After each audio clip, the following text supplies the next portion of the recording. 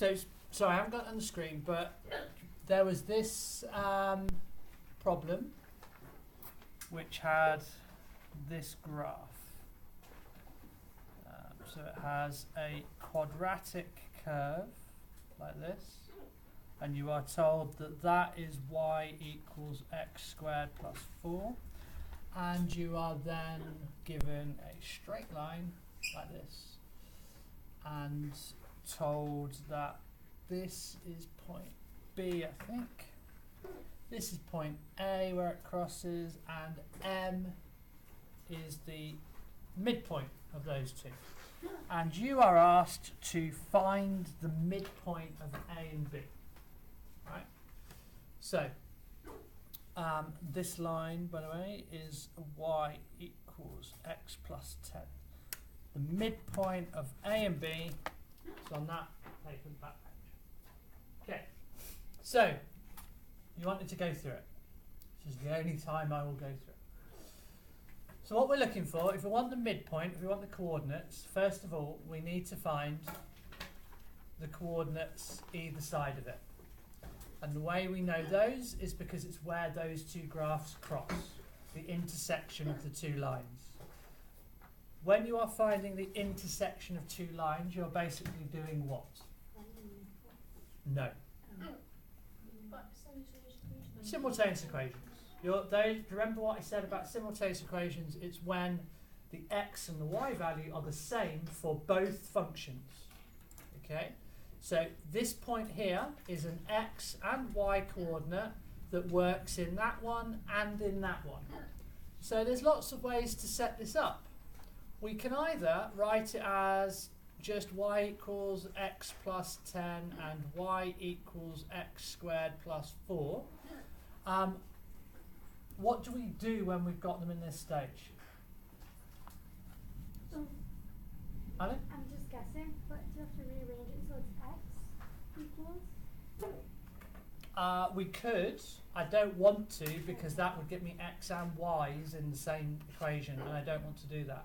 I've got to try and eliminate either the x's or the y's, haven't I? That's the point. So the easiest way, actually, in this case, is to... Layla, do you have your hand up? Why can't we subtract one from the other? Why can't we do that, though? Because it's a square. Exactly. It's a squared and one... So we don't have... We can't eliminate by subtracting. Isn't it? Could you substitute in the, since y is equal to x squared plus 4, you do x squared plus 4 is equal to x plus 10? Exactly. Y is equal to that, y is equal to that, so I can make the statement x squared plus 4 equals x plus 10. Do you remember that was called, I think, equating the functions, I guess. Equating, making equal. So it is substituting. I've got y equals and y equals, so there is no rearrangement necessary because I've already got, well, if y equals that, that can replace that y, or vice versa. Yeah. But couldn't you subtract, so you would, since the y would cancel, you just get 0 equals x subtract x squared plus 6, and then you would... Yeah, all right, I could subtract that way, so I do 0 is x squared plus 4 minus x plus 10, do it in that way. Can do it that way, but I guess easier for all concerned is to write it like this, and then you'll end up with the same thing. Now what we want to do is rearrange it, because we've got a quadratic, and what do we always want a quadratic to equal to solve it? 0. So I need to subtract the x and subtract the 10. 4 subtract 10 is 6. Okay? So it is just doing the subtraction, right? But we've done it in stages. Now what do we do? So we've got a quadratic that equals 0. So this question was a great question for me to put in a test because it tested simultaneous equation understanding. It also tests algebraic manipulation, and it tests whether you can remember how to solve a quadratic. All in one question. And then midpoints. So, how do you solve the quadratic?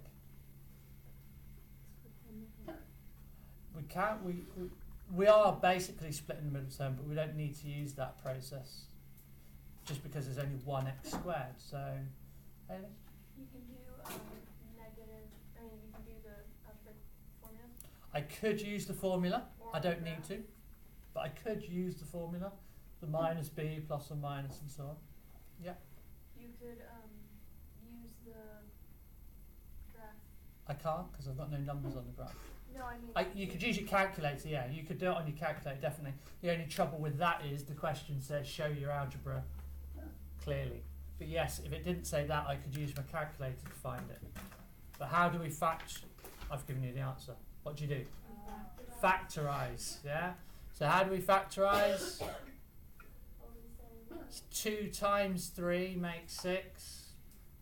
One of them's got to be a minus. So minus 3, because 2 add minus 3 is minus 1.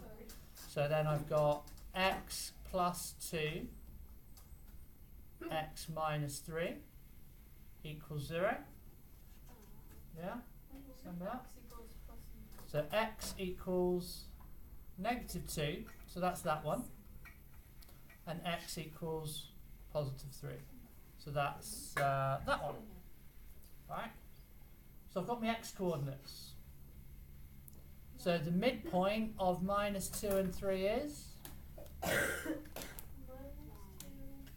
So the difference between them is 5. So halfway between is 2.5. So 2.5 that way. So it's a half. So that one would be at a half. So I know the x coordinate is 0.5 or a half, however it's so. All I need to do now is find the y coordinate. Yeah, I can use the formula. Right? I don't need to find the y coordinates of the 2 points and then find the midpoint of the y. I can just find the y coordinate of m. But which equation do I have to use? That one or that one? Use y equals x plus 10. Why?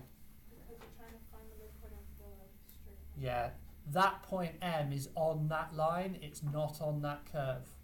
So if I were to put that value of x into x squared plus 4, I would actually find this point down here, which is not the midpoint of A and B. Yeah? So, the y coordinate then would be y equals a half plus 10, so 10.5. So the coordinates of m will be 0.5, 10.5. Where'd the half come from? How did you know? Halfway between minus 2 and 3 is a half. You just keep this stuff in? X plus 10, so if y equals x plus 10 and x is a half plus 10, or 0.5 plus 10, 10.5, yeah.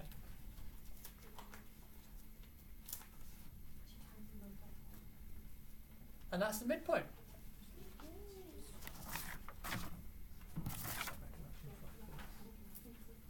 Right, so I liked that question. As soon as I saw it, I thought it's going to be a challenge. Put it at the back, but actually it tests how much you understand about everything. It's a real good question for testing a lot of things.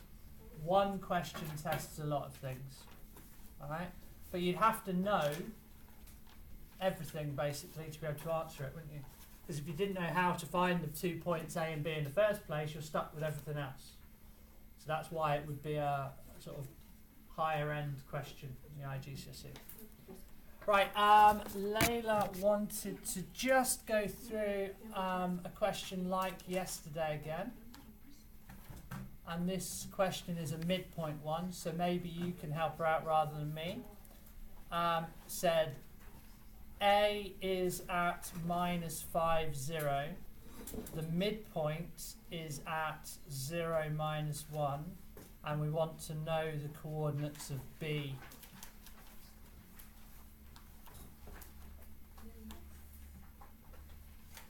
So, over to you. Jen? Well, I know you don't like formulas. No, use whatever you like. I said I don't like formulas if you're just trying to memorise a formula and not understanding it.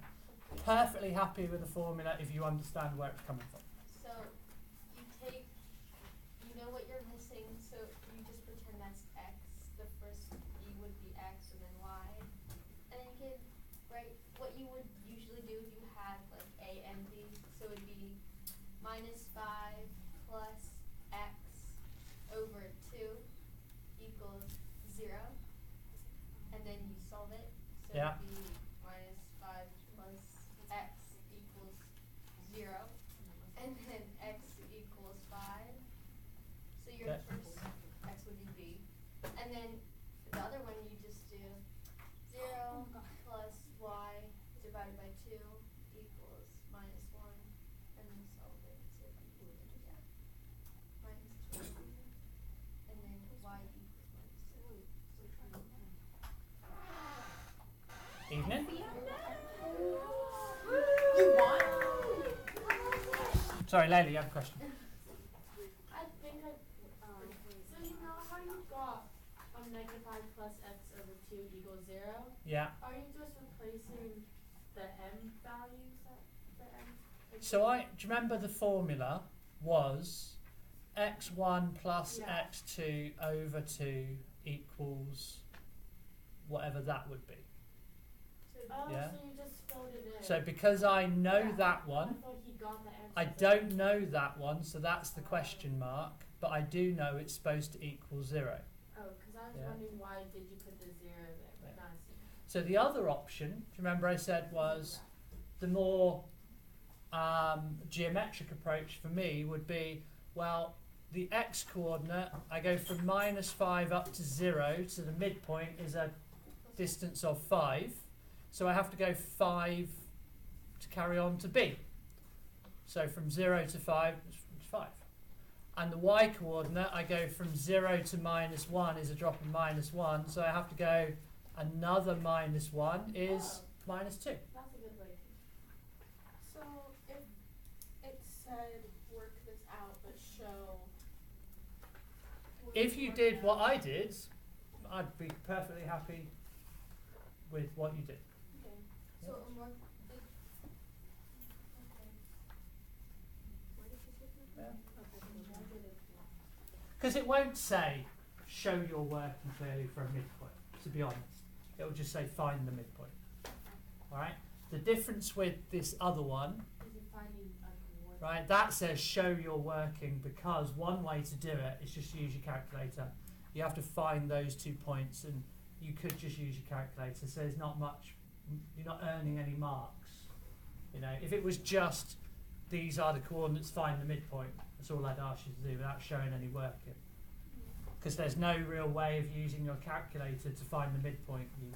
You know, you could do it just by a bit of common sense and go, some people can visualise that, yeah? So that's why it's a bit different. Okay, so that was that question, that's Layla's question. Did we have another one? I'm gonna answer. I just have a question. Well, should we go through it together? So I think it's I just have trouble seeing which side is the rising of them. Okay, someone, because I'm struggling. Here's a line. I don't know where it's negative and where it's positive. Someone tell me, or someone tell Ali how to work out the rise over run and to determine whether it's positive or negative. How can we tell? What would be your technique for knowing if it's positive or negative? And do you get the rise over run bit? I get how you find that. I just don't You- know which side it's negative and positive. Oh, so you don't know, just you're happy with what the gradient is, the number, Yeah. just whether it's positive or negative. Yeah. Okay, can anyone offer an easy way to help Ali? What I do is that if you look at the graph and if both axes are getting bigger and like I don't know, if the coordinates, so can I draw on the board? Yeah. Okay, so basically let's say it's 1, 2, 3, 4, 1, 2, 3, 4. And then you're here and it's 1 and 1. Then it's 2, 2, 3 and 3 and they're getting bigger, you know it's going to be positive because they're adding. And then but if it was this way, and it was 4, 3, and it was be 4 and 1, 3, and so like one of them's going smaller. So that's how you know what of it. Do you know about positive and negative correlation? Scatter plots? Jen, what would you say to help? What I do is like as soon as I look at the graph, if the line is like that direction going to the top right, then it's positive. But if it's like that way, Yeah. then it's I think that's kind of what Hayley said, only Hayley said it in a more kind of involved way to explain. If the line, if we usually go on the x-axis, when you draw a table of x values, you start at a low number and you go up, yeah? So the run, I would say the run always goes left to right. We always go left to right. So we pick a point that I know and I look at the run and I always go left to right. I think that's your problem. What you do is you sometimes come down and go the wrong way. So do the run first and you always run left to right. Get bigger on the x. And like Hayley was saying, quite rightly, if when you run a bigger amount on the x and then you have to get bigger on the y, if both coordinates get bigger, then you've got a positive relationship. Yeah, both are getting larger. And that, as Jen says in a more simplistic way, is that the line will go up. Yeah? If, however, I did a run which is still in that direction, always that direction, but I have to go down to reach the line, what that means is that the line is obviously going in that direction, which means as x gets bigger, y is actually getting smaller. So it's a negative. So then the run would be positive and the The run is always positive. That's what I remember telling you. always? Always keep the run positive. Okay. Always. And then it's, do you rise or do you drop? Okay. And if you rise, it's a positive rise. And if you drop, it's a negative rise. Does that make sense? Yeah. Yeah. So the simplistic way is if the line goes up, it's positive. If the line goes down, it's negative. Right. Any other questions? Oh, we had bounds, didn't we? yeah. Got just the thing for you. Oh, my mom taught me about those. Do we need to know this, or is this just Eventually you will. Okay. Because I've just been doing it with my year 11s. Because it was in one of our. Yeah, it was just, the thing is, it's a kind of odd question here or there. Remember going through it. So, for instance, if I've got a number, 3.8, but I tell you that number has been rounded to 1 decimal place. So that number is not as accurate as it once was. It's been rounded. So then I would say to you, okay, well if it has been rounded to 3.8, what is the maximum it could have been, and what is the minimum it could have been? So to go for the minimum, we would then say, well, what is the lowest number that would round up to 3.8? 3.71 recurring. No, 3.75. 3.75. That is the lowest number that will round up. If I did 3.751, I would round it up still, but that's bigger than 3.75, yeah? If I went to 3.74999, that would actually round down to 3.7. So the lower bound's nice and easy to understand. 3.75 is the smallest number that will round up to 3.8. Now the upper bound is slightly more tricky to, well, it's very easy, but in some people's heads it's a bit more tricky. But Is it 3.84? is it 3.84? Could you think of a bigger number that would round to 3.8? Yeah. 3.849. Recurring. 9999. How many nines would I have to write?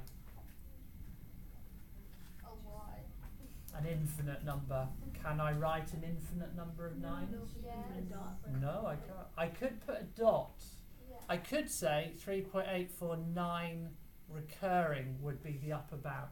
However, we don't do that. What we do is we say the upper bound is actually 3.85. But what's the problem with saying that? It's not. It would round up to 3.9. So the way we get over that is by saying it's got to be,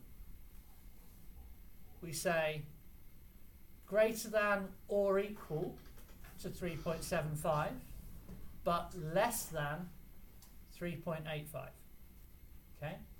So if you had to write the upper and lower bounds, so let's say I say x is 3.8, I would say, well, x could be anywhere between 3.75 and 3.85, not including 3.85. Does that make sense?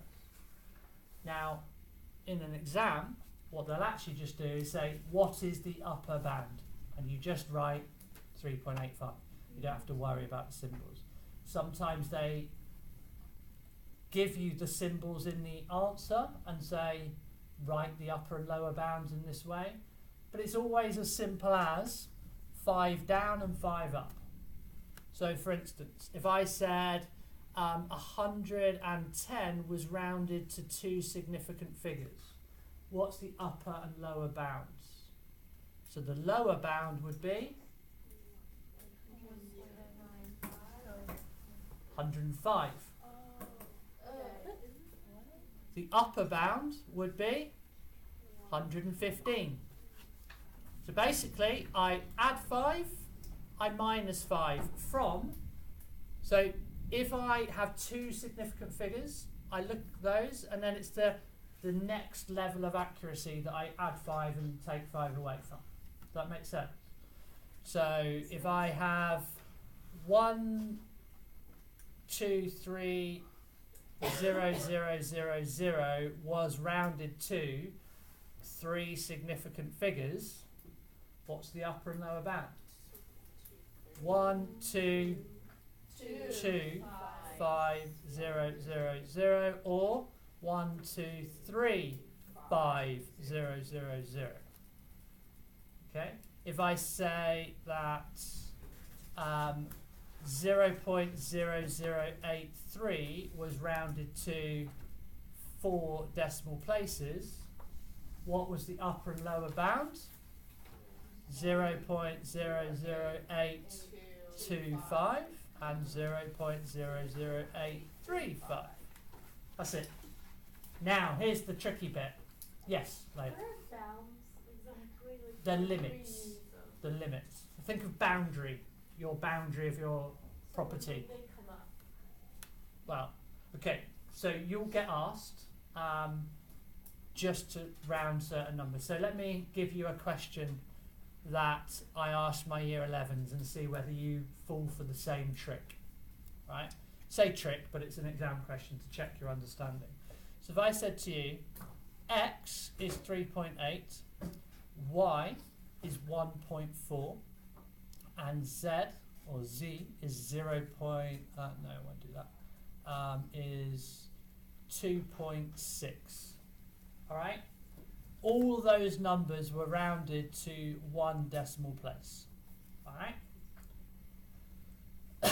I would say, what is the upper bound of x, y, z? What is the upper bound? Have a think first. Let me pause, have a moment to think. Right. So I'm sure you've been told about, well, lots of people, especially in IB, use this word accuracy. Alright? And they use it incorrectly. And you guys use the word accuracy incorrectly. What happens when I round numbers? They are less accurate. Okay? People use the word accuracy for it's not correct, or it's not. It's just less accurate. It's not as close to what the exact answer. But that's fine. That's what happens in maths. But if I reduce the accuracy of all the numbers, that really affects the accuracy of the overall solution's answer. And really, we ought to consider what happens to the solution to the operation before things are rounded. So what I do is I need to work out the upper and lower bounds of these numbers. So x could have been anywhere between what? 3.75 And 2.85 okay, y could have been anywhere between, 1.35 1.45 and then z could have been anywhere between. 2.55 and 2.65. Good. So if you did that, by the way, in the exam, this type of question, there'd be a mark for that. There's 3 marks for this question. Right? 1 would be just for writing the bounds. Now, you might think, well, why has he done upper and lower? We only need the upper bounds. But that's not true in this case, because we've got a subtraction. So, and I've made it doubly hard because the subtraction will end up being a what number? Negative number. When I multiply, I want the 2 largest numbers multiplied together. That will make the largest answer, won't it? So I've got to think, what do I need to do with y minus z to give me the largest possible answer? So it's negative, but I need therefore the least negative, don't I? So how do I make the least negative? So I need the upper bound for y And then the lower bound for z. and the lower bound for z. That's so cool. So I need the upper bound for x, so I'm going to do 3.85 multiplied by the upper bound for y is 1.45, but I need to subtract the least amount possible, which is the 2.55. Do you understand that? So although I'm finding the upper bound, I actually need upper, upper, lower. Now, this will also be the case if I have what operation in my calculation? Dividing. Because when you divide, you want the biggest divided by the smallest. If I add or multiply, I want biggest and biggest. But if I subtract or divide, I need biggest, smallest. Alright, so that's where they catch you out. So what is the answer? Negative 4.125. So negative 4.125. Out of the rest of you, what did you have as the lower bound? I didn't get that. Lots of people got the lower bound. You put an answer. What did you get? Negative 4.59, but I didn't get that. Sorry, what was your what was your upper bound? That's what I asked for. Upper bound. What did you get when you did the uppers and all of them? Oh, I got negative 4.62. Yeah, me too. Yeah. Okay. And is that bigger or smaller than what we've actually got? Smaller, because of the negative sign. Didn't get that. Yeah. My life was so nice. But do you understand how there's 2 aspects to this? There's just the finding the upper and lower bounds of a number, and then there's finding the upper and lower bounds of a calculation. Extra thought needs to go into it. Alright? Does that make sense? Yeah. Okay. Does that answer your question? So I think the one bit that came up in the previous test was just what is the upper and lower bound of the number, wasn't it? That's all. Okay, is there anything else that anyone would like to go through? Can I ask one more question? One more question. I can do most of them, but sometimes I can't do them. So can I read you a question? Okay. It's on linear, linear functions. Yeah. So it says find an equation of a line which is parallel. I'm really bad at the particular parallel, so could you explain? Parallel. Do them again. Parallel to the line with the equation 2x plus 3y equals 12. And then it says, and passing through the point 0 and then 10. I Okay. forgot how to do those. Would anyone else like to jump in and explain for us? Did you see the I want a line that's parallel to 2x plus 3y equals 12 that goes through 0, 10. Yeah, find the equation So- of the line. The first thing I would do is rearrange it so that it's in y-intercept form. So I would make it 3y equals 12 subtract 2x, and then I would divide by 3, y equals 12, yeah. And then the gradient, which is with the x, is going to be negative 2 over 3. And so you know that your parallel line has to have the same gradient as that line. And then I would do the same equation that we do to find c, like where it's like, yeah. And so then you do the gradient x plus c, and then I would substitute, what does it say? 0, 10. 0 in for negative. Yeah, see, Yeah. you're spot on. Put 0 in for x, 10 in for y, but And then you work out we probably could already spot that 0, 10 is the y-intercept, so it's just, But I was just doing that, so if yeah, it's not- exactly. So if it wasn't 0, 10, you would put the x in and the y in to work out the c. But in this case, it's y equals minus 2 over 3x plus 10, right? Now, let's add to this question then. Give me the perpendicular line that goes through 0, 10. So Haley's got a hand up. Can anyone else do it? So we've got Madison. So the gradient for the perpendicular line is 3 over 2. Okay, so perpendicular lines, like parallel lines, Layla, have a relationship in the gradients.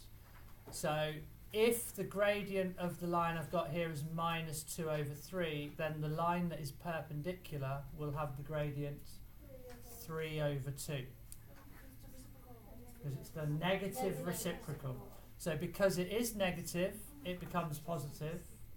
And because it was 2 over 3, it's now 3 over 2. It's still going through 0, 10.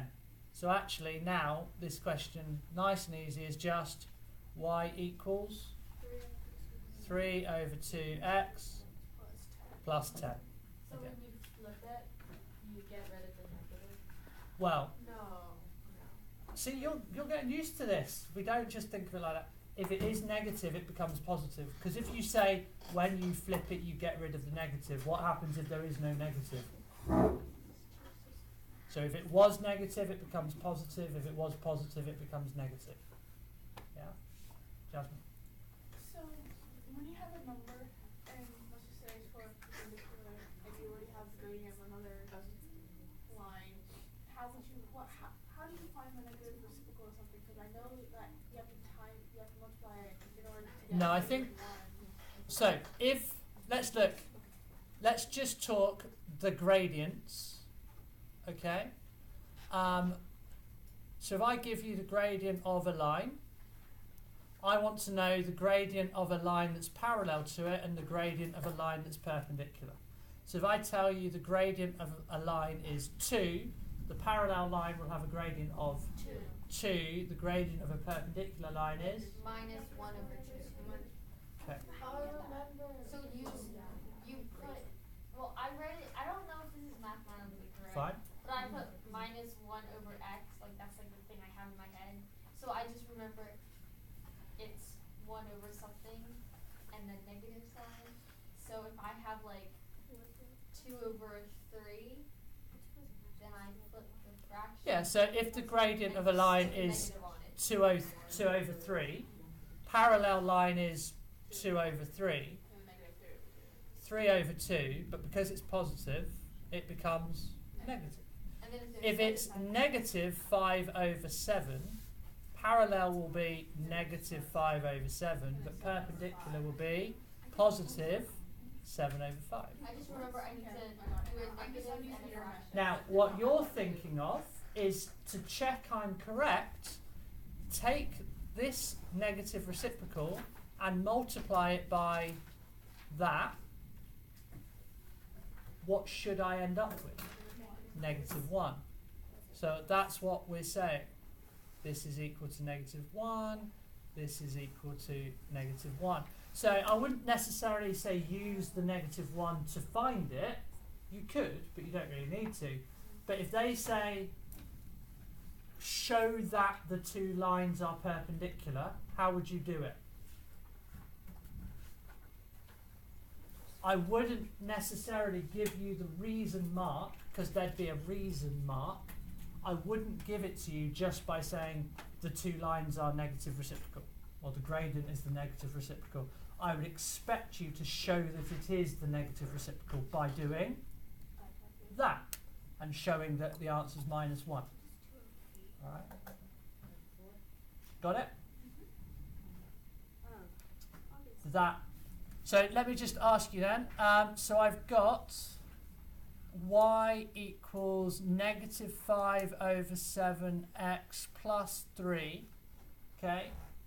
I would like a perpendicular line that goes through the point 1 minus 3. I have made up some horrible numbers there, but the process should still be exactly the same. So what do you do? We would, so since it's perpendicular line, then you have to get the negative reciprocal of -5/7, which since that's already a negative, then you get 7/5.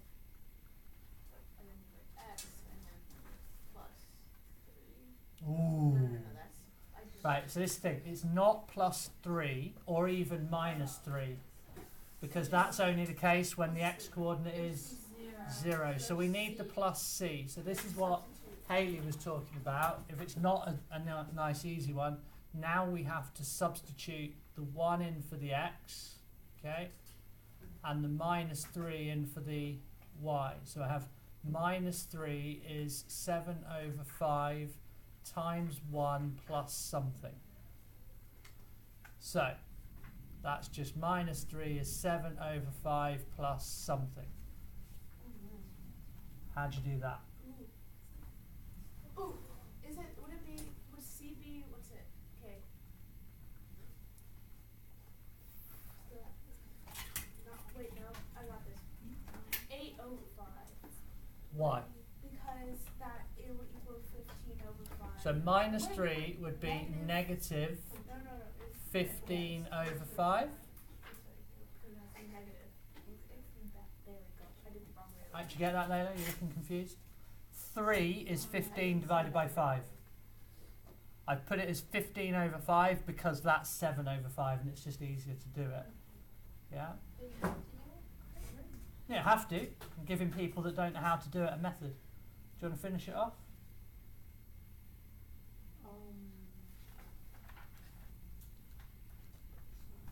Would it be -3 equals 7/5 minus 22/5? Well, I'm not going to do -3. I've got this now, so I'd have -15/5 and then -7/5 equals c, which is -22/5, which equals c. So now all of this information goes back into the equation. This is where we go y equals 7/5x. Take away. Wait. yeah, Take away 22/5. take away 22/5. Yeah. What don't we do, Gabriella? Actually, in this case, it's all right because it is the same, isn't it? But yeah, we don't use the thing that we've worked out. We go back to it. Yes. In a test, if it says show it in y equals mx plus c form, if you put y equals 7x subtract 22 all over 5, That's fine. okay. But what's more likely to happen is say show it in ax plus by equals d form. Yeah.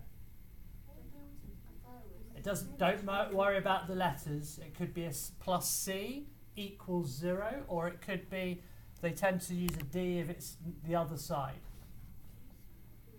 Not to confuse it with the y-intercept. How do we do this one then? So we've got this, and where a, b, and d have to be. integers. Okay, so can you multiply the whole thing by 5? Times it by 5. Why do we times the whole thing by 5? To get rid of the divide by 5. So what does it become? 5y Equals. 7x minus 20. Okay, Oh, that's it. and I just Layla, you finish it off. Then you subtract 7x. So I've got 5y minus 7x equals. Negative 22. And then you can flip them if you want. So it's like negative 7x plus 5y equals negative 22 just because the ax is closed. Or you can leave it, right? I'd leave it at that. I could now multiply through by minus 1 to make it 7x minus 5y equals positive 22. I wouldn't expect you to do that, but that is more elegant. That's a nicer solution because we don't have a negative value. Yes. Do you have to times it by 5, or can you Yeah. just leave it next times it by 5? So if I ask for it in this form, where I say A, B and D are elements of the integers group, so I'm saying they have to be integers, yes, you have to multiply it by 5. Yeah. Got it? Yeah. Is that the same, that little, the e and, is that the same as like an e and a q? Okay, so let's just go through that. E means is an element of the set, means it's in the set of, E for elements. Z is integers. Q is, anyone know? Query? Charge. Root.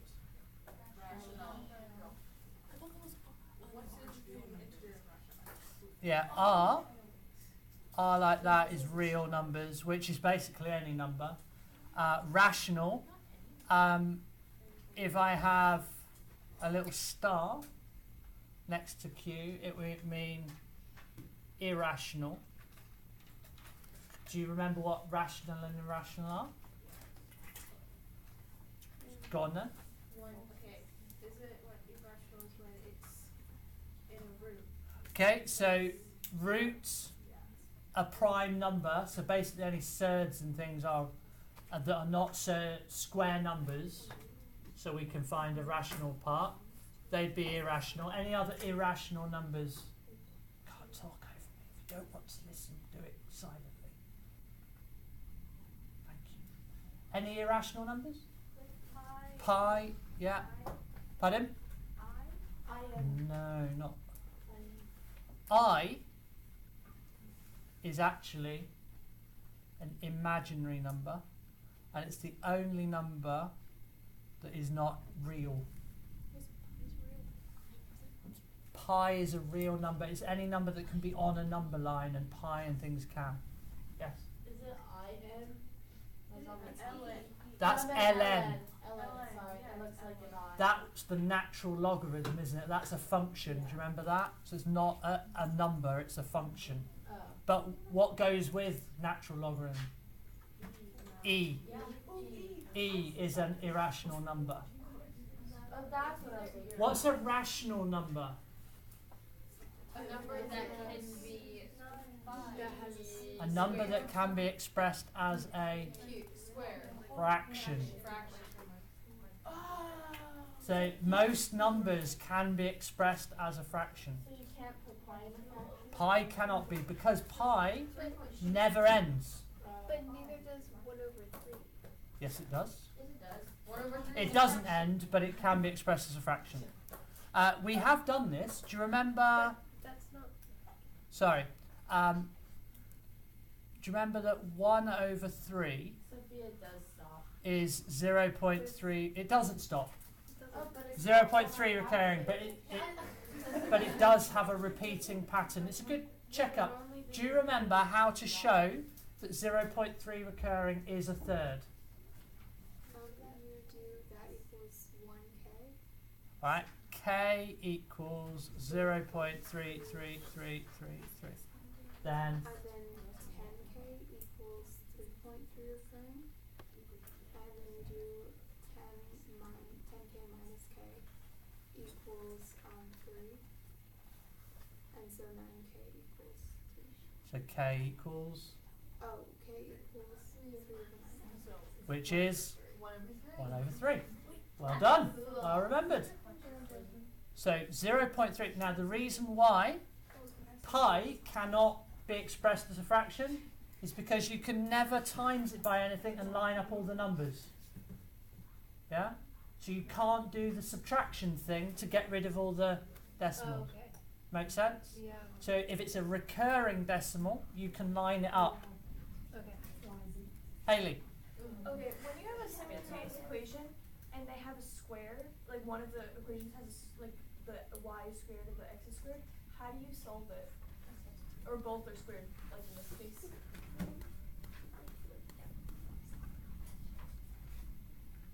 Substitution method. Substitution. So you have to rearrange to replace the y or the x with the other one. Expand. Oh, right. Yeah. Okay, another question? Well, Is- Jasmine had a hand up as well. So, Jasmine? Hey, we can ask her question. Okay. Don't let her boss you out of things. It's on like every single test, I think. Yeah. And it's the one where it's bracket 16y to the power of 8, bracket to the power of 3/4. Say it again. Bracket. 16y to the power of 8, bracket to the power of 3/4. Okay. Oh. We did this, didn't we? We did it last lesson. No, and I still don't understand it. Laws of indices. And I just don't know lots of Learn them then. I used to get this wrong all the time. Okay. So you write 16. So let me just, before you're working it out, but I'm going to write the laws of indices out that are applying here. I know The first one, well, if you know them, practice and learn them. So the laws of indices that I'm going to use are that if you have x to the power of a to the power of b, you do x to the power of a times b. Alright? If we have xy to the power of a, you have x to the power of a, y to the power of a. So you just apply it to both things. Okay? We also have the x to the power of a over b, okay, equals root b x to the power of a, or x root b to the power of a. So those are the laws that we're using. But when a equals 2 for the second one, don't you do the bracket, like 2 brackets and then foil? No. In this case, there's no foil because there's no plus or minus. Oh. Okay. Jasmine? I got that. Okay. So you Shh. Haley, listen when we're trying to answer your question. Okay, so you do cube root. Right, so I'm going to take it step by step. People are trying to understand. So I'm going to use this one, which means I'm doing 16 to the power of 3/4 times y to the power of 8 times 3/4. Okay, so I'm splitting the power between the two. Right, as Sophia said, if there was a plus in the middle, I'd have to be doing it like foil, but because there's no plus. This bit here, because I've done that, I now have this situation. So I've done that here. I didn't have to on this one, right, because it didn't have a power. All right. Okay, so now you do 16 to the power of 3 over 4. Okay, so because this is a number, I can do Root of cube root. no, No, it's like the 4th root of 16 and then cube it. So the 4th root of 16 is 2. 2. 2 cubed is 8. 8. So that's that bit done. And then I do 8 times 3/4 is 2. 6. No, 6. Y to the power of 6. Okay. I did. I wrote it wrong. and then eventually Alright. Okay. Wait, Final thing. I've got 1 minute. okay. I don't